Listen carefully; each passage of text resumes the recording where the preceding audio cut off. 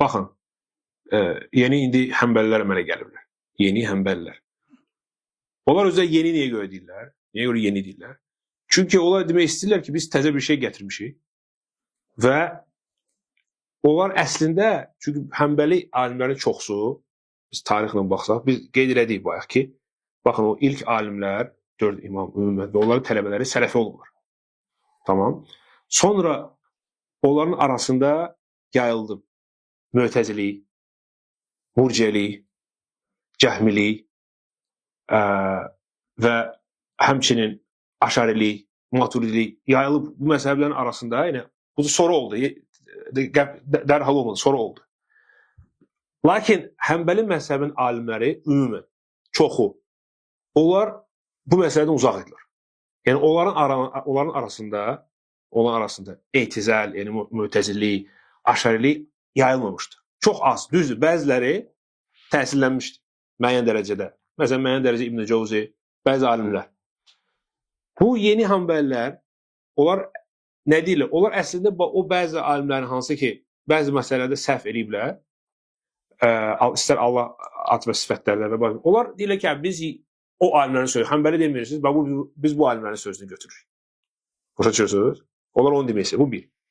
İkincisi, belə baxsanız, onlar təkfirçilərdir. Yeni Həmbəlilərin çoxsu təkfirçilərdir. Yəni bu məsələdə onlar təkfirçilərlə birdir. Yəni təkfirçilik özü xavariclik. Düzdür? Görürsünüz, xavariclik məzhəbə aidiyyəti var, yoxdur. Bu əqidədə problemdir. Ona görə görürsən ki, bir çox hətta bugün Maturidlər, Hənəflər, onlar da görürsən ki, onlarda da təkfirçilik var. Təkfirçilik də olmasa, xuruc var. Dövlətə qarşı çıxmaq var, ixvanlıq var, mitinglər yaratmaq var, partiya qurmaq var.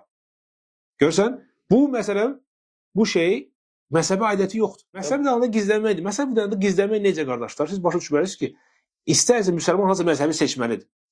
Sən ibadət eləməlisən, sənin namazın olmalıdır, zəkatın olmalıdır, sən necəsə o eləməlisən. Amma sənin əqidən başqa şeydir.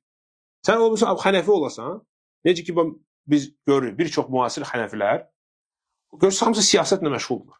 Hamısı siyasət çağırırlar, partiya qurmaq, dövlətə qarşı çıxmaq. Bu hamısı ixvanlıqdır, bu xavariclikdir. Başa düşürsünüz? Və necə ki, məsələn, bəzi həmbəlilər, xüsusən o özlərindən müasir həmbəlilər, hamısı təkfirçidir və yaxud çoxu. Bu da xavariclikdir. Çünki təkfirçilik, dövlətə qarşı çıxmaq, hamısı xavariclikdir. Başa düşürsünüz? Ona görə məzhəbi əqidə ilə birləşdirmək lazım deyil. Bunlar ayrı şeylərdir. İnsan o bizim məzhəbdə bir olsun, əqidə başqa olsun.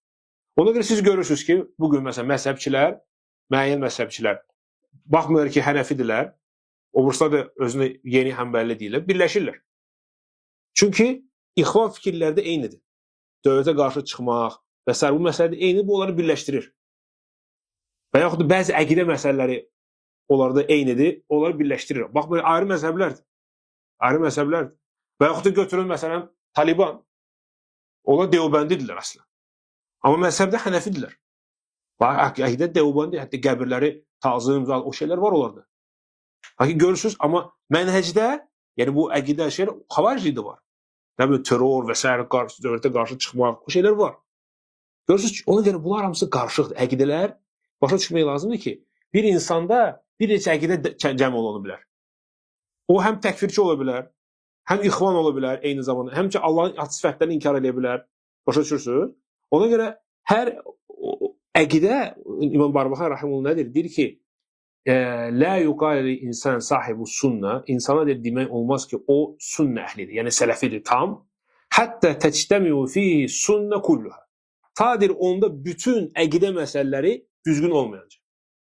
Yəni mən Allahın ad sifətlərində sələfiyəm, mən məsələn tövhiddə sələfiyəm, amma dövlət başına qarşı çıxmağa və yaxud təkfirimi görürəm. Sən sələfi artıq deyilsin. Çünki səndə bu əqidə məsələli problemlər var.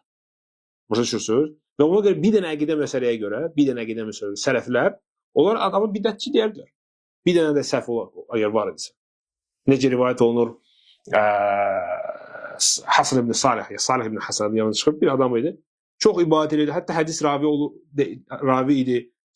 Lakin İmam Ahmad onu danışdırmırdı. Salam vermirdi ona. Niyə görə deyir? Deyir çünki dövlət başçıya qarşı çıxmağa icazə verdi. Çıxmır deyə, çağırmır. Amma deyirdi ki, çıxmaq olar. Buna görə onu təbdil elədi. Salam vermirdi. Aydındır? Ona görə əsas məsələ əqidədir, qardaşlar.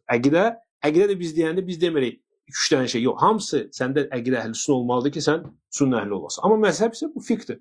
Bu problem yoxdur inşallah. Allah razı olsun.